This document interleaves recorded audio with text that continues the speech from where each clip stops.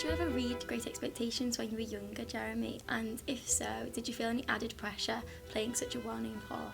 I knew the story very well, but I think, I can't remember if I read it. I think I knew it well from, I'd seen a few TV adaptations. And then obviously when I started doing the project, I think, I kind of read it so much, I think I could probably recite it to you. But it's, what excited me was that, there hadn't been a period movie version since 1946. I thought there was a real opportunity to bring this into a modern age. And I think what we've done is we've tried to make a modern film, but in period clothing and set in the period time. So, what a lot of, the David Lean version, you have actors who are being very much of the period. They're being, they're speaking to each other very properly and they're being very kind of withheld. And we didn't want that. This is someone who falls ferociously in love with someone, and if he wants to scream at her, then he screams at her. And if he wants to, it's that kind of visceral rawness and that sexiness kind of back into it.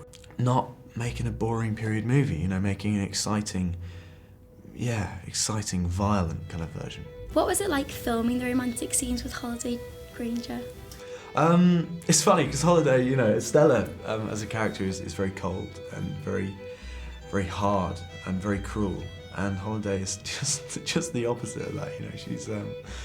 She's kind of tomboyish and good fun and a laugh, and when you see an actor really playing off-centre, what they're not like as a person.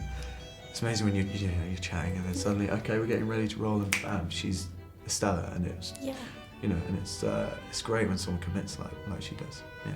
In the cast, there is a lot of British acting royalty, such as Ralph Fiennes, Helena Bonham Carter.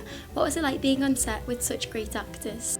Well, Helena's very funny, so that was good. That was a good laugh. It's you always kind of get a bit worried because you're like, oh Jesus, man, like these people are just so, they're so huge and they're very, very famous.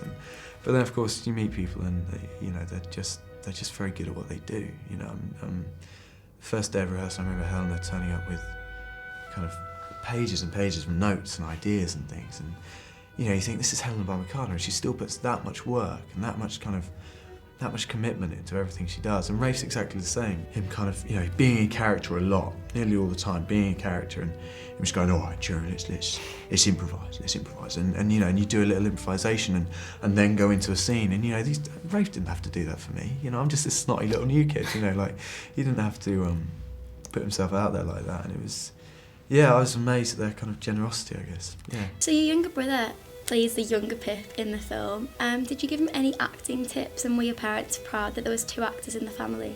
Yeah, I mean, it was it was weird because the producers weren't told that he was my brother when he was auditioning. I was at a party with the casting director, and I like to take my mum along to these things because I think she gets a bit of a kick out of it more than me. So and the casting director was there, and she said, oh God, we're having trouble finding the young you. My mum kind of went, well, we've got one at home, and so I, went back and kind of went over a couple of scenes with him, and it was amazing. Within 5 minutes, he was just doing it for real. I mean, it must have been such a weird experience for him as well, like kind of getting on for the read-through. You do a read-through at the beginning of movies sometimes, and the whole cast get together. It's the one time you all get to read through the script because there's normally no rehearsal, and. I see his place name, and he's sat next to, he's the Harry Potter generation, so he's sat next to Voldemort, Beatrix, Hagrid, and you just think, this, and I don't know how he kept his cool. I would have been freaking out. I was freaking out. You've done quite a few major roles this year, including starring in War Horse, Now Is Good, and now obviously Great Expectations. But how do you prepare yourself for a role?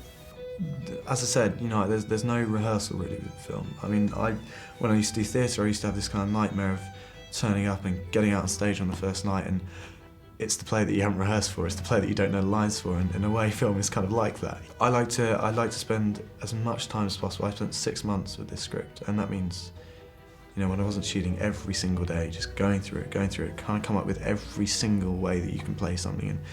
And especially with Pip, he's always trying to be someone else, and rather than looking at who that person is, look at who that person wants to be, and play who that person wants to be. Especially with Pip, that's why he gets in so much trouble. He's constantly trying to portray this person, and it's only in the last few scenes that when the fight's gone out of him, and he's broken and he's exhausted, and it's so sad. And you see him, you see someone who's who's not trying to be anyone anymore, and you just think, oh, why couldn't you have just done that at the beginning? And that's, yeah, I think it's what makes Great Expectations quite moving. You're in every thought.